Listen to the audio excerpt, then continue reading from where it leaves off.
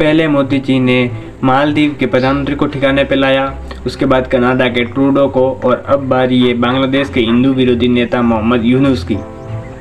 मोहम्मद यूनुस अब खुद से ही इस्तीफा देने की बात कर रहे हैं। वह कह रहे हैं कि मुझे इस्तीफा दे देना चाहिए, क्योंकि जिस प्रकार अगस्त 2024 में शेख हसीना को भागना पड़ा था बांग्लादेश छोड़कर, अब कुछ हाल यही मोहम्मद यूनुस का भी हो चुका है। जिस प्रकार शेख हसीना को भगाने के लिए लोग सड़कों पर उतरे थे, वैसे ही अब भी लोग सड़कों पर प्रदर्शन कर रहे हैं। और जिन विपक्षी दलों से और आर्मी चीफ के समर्थन से मोहम्मद यूनुस अंतरिम सरकार के प्रमुख बने थे, अब आर्मी चीफ ने भी चेतावनी दे दी है कि जल्द से जल्द चुनाव कराए, और उनकी बाकी पार्टियां भी ये चाहती है कि जल्द से जल्द चुनाव हो, क्योंकि शेख हसीना की पार्टी आवामी लीग को बांग्लादेश में बैन कर दिया है। इसके बाद जो विपक्षी पार्टियां थी वही सबसे बड़ी पार्टी है, इसलिए वह चाहती है कि जल्द से जल्द चुनाव हो। और मोहम्मद यूनुस को डर है कि उसकी सत्ता चली जाएगी, क्योंकि अगर वो चुनाव नहीं करवाता है तो उसको मजबूरन देश छोड़कर भागना पड़ेगा, और अगर वो चुनाव करवाता है तो उसकी सत्ता हाथ से चली जाएगी।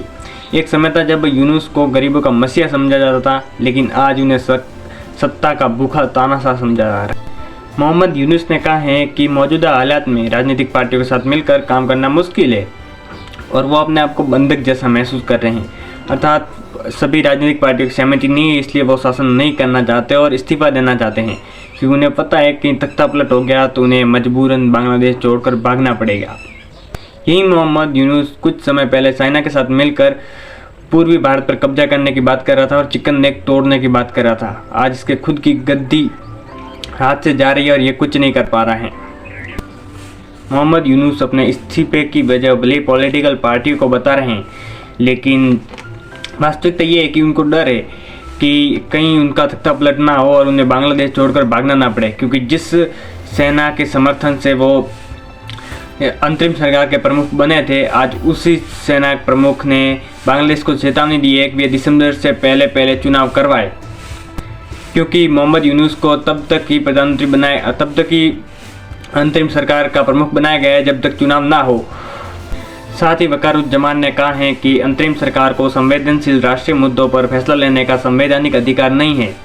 उन्होंने कहा है कि राष्ट्रीय सुरक्षा से जुड़े फैसलों में सेना को नज़रअंदाज करना बर्दाश्त नहीं किया जाएगा, क्योंकि कुछ समय से देखा जा रहा है कि मोहम्मद यूनुस कोई भी फैसला ले रहे हैं, लेकिन सेना को पूछे बिना वो अपनी मर्जी से एक तानाशाह की तरफ हर कोई फैसला ले रहे हैं, भारत विरोधी नीतियाँ भी अपना रहे हैं, और इसे सेना बर्दाश्त नहीं करेगी। ये उनके आर्मी चीफ वकारुज्जमान ने कहा है। वकारुज्जमान को आर्मी चीफ जून 2024 में शेख हसीना ने बनाया था, और इसी ने शेख हसीना को कहा था कि वो देश छोड़कर चली जाए।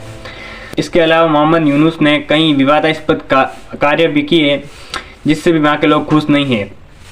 उन्होंने आतंकी संगठन पर प्रतिबंध हटा दिया, और जो बांग्लादेश के घोषित आतंकवादी जेल में कैद थे उनको रिहा कर दिया, जिससे कट्टरपंथी बढ़ गए। और शेख हसीना के तख्ता पलट के बाद हिंदू नरसंहार पर कोई उन्होंने एक्शन नहीं लिया। उसके बाद भी देश विदेशों में बात फैल गई कि ये एक तानाशाह है। मोहम्मद यूनुस ने भारत विरोधी नीति और चीन का सपोर्ट लेकर बांग्लादेश की राष्ट्रीय नीति को ही बदल दिया। बांग्लादेश व म्यांमार बॉर्डर पर रखाइन कॉरिडोर को उन्होंने आर्मी को पूछे बिना ही मंजूरी दे दी, जिसका आर्मी चीफ ने पुरजोर विरोध भी किया। सेना को पूछे बिना चटगांव पोर्ट का मैनेजमेंट दुबई की एक कंपनी को सौंप दिया, और सेना ने इसके बाद कहा कि कोई भी सैन्य फैसले सेना को पूछे बिना लेते हैं, इसको बर्दाश्त नहीं किया जाएगा। और इसी का डर मोहम्मद यूनुस को है कि कहीं सेना उसका तख्ता पलट ना कर दे। उसने बहुत सारे फैसले आर्मी को पूछे बिना लिए, लेकिन फिर भी आर्मी चुप रही। इसके बाद मोहम्मद यूनुस आर्मी चीफ वकारुज्जमान को भी उसके पद से हटाना चाहता था, और जब इस साजिश की खबर वकारुज्जमान को पड़ी तो वकारुज्जमान ने मोहम्मद यूनुस को ही अल्टीमेटम दे डाला कि दिसंबर से पहले चुनाव करवाओ और अपना बोरिया बिस्तर संभाल कर यहाँ से भाग जाओ। बस मोहम्मद यूनुस को इसी बात का डर है। वैसे देखा जाए तो पाकिस्तान और बांग्लादेश में बहुत सारी समानताएं भी है। पाकिस्तान में भी सेना सरकार पर हावी है, बांग्लादेश में भी सरकार किसी काम की नहीं, निकम्मी है, और पाकिस्तान में भी सरकार निकम्मी ही है। वहाँ भी कट्टरपंथी और बांग्लादेश में भी कट्टरपंथी है।